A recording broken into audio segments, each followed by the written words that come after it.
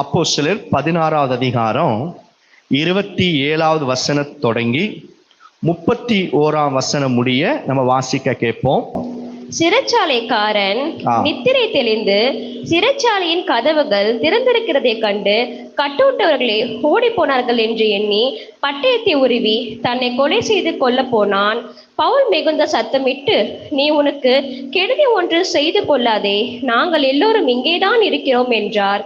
அப்பொழுது அவன் தீபங்களை கொண்டு வர சொல்லி உள்ளே ஓடி நடுநடுங்கி பவுலுக்கும் சீலாவுக்கும் முன்பாக விழுந்து அவர்களை வெளியே அழைத்து வந்து, ஆண்டவமாரே, ரட்சிக்கப்படுவதற்கு நான் என்ன செய்ய வேண்டும் என்றான்.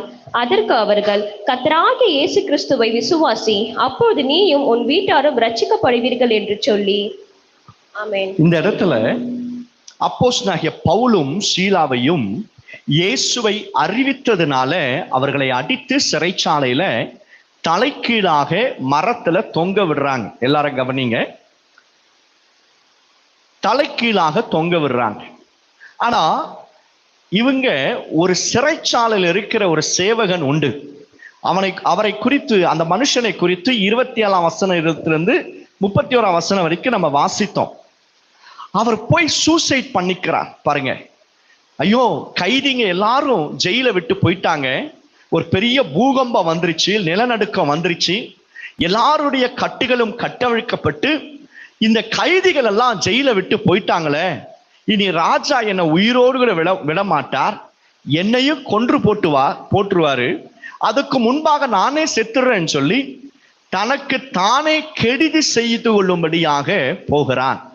ஆனா உடனே பவுல் போய் சொல்றாரு, ஐயா, நீ சூசைட் பண்ணிக்காத, நாங்க எல்லாரும் போகல, நாங்க இங்கதான் இருக்கிறோம் என்று சொன்ன மாத்திரத்துல அந்த மனுஷன் சொன்ன ஒரு வார்த்தை என்ன தெரியுமா? ரட்சிக்கப்படுகிறதற்கு நான் என்ன செய்ய வேண்டும்? அல்லேலூயா. நான் ரட்சிக்கப்படுகிறதுக்கு என்ன செய்யணும்னு சொன்ன உடனே அப்போ ஒரு சிம்பிள் மெத்தட சொல்றாரு பாருங்க பவுலு. நீ இயேசுவை விசுவாசி, அப்ப நீயும் உன் வீட்டாரும் ரட்சிக்கப்படுவீங்க.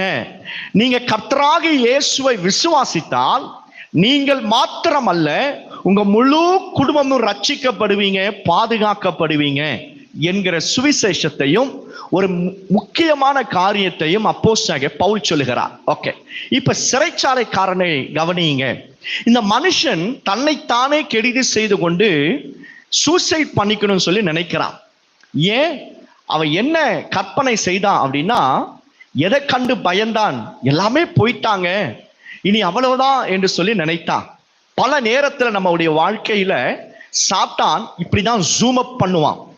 இல்லாததை, நடக்காததை ஒரு பெரிய விஷயமாக கொண்டு வந்து உன் கண்களுக்கு முன்பாக வைப்பான்.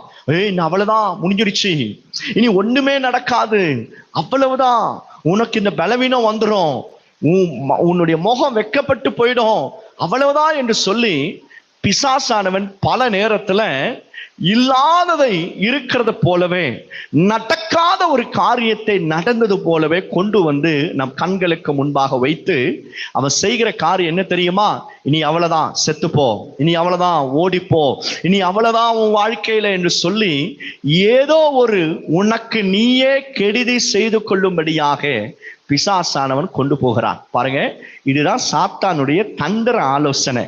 ஆனா கர்த்தர் என்ன சொல்லுவார் தெரியுமா? நீ சாக வேண்டிய அவசியம் இல்லை, சாத்தான் சொன்னது நடக்காது, இவையெல்லாம் கற்பனைத்தான், ஒரு நாளும் உன்னை நீ மாய்த்து கொள்வதற்கு, உனக்கு நீயே கெடுதி செய்து கொள்வதற்கு கர்த்தர் அனுமதிக்கவே மாட்டார். அல்லேலூயா. நல்ல கையெழுத்து ஆமென் சொல்லுங்க. அல்லேலூயா.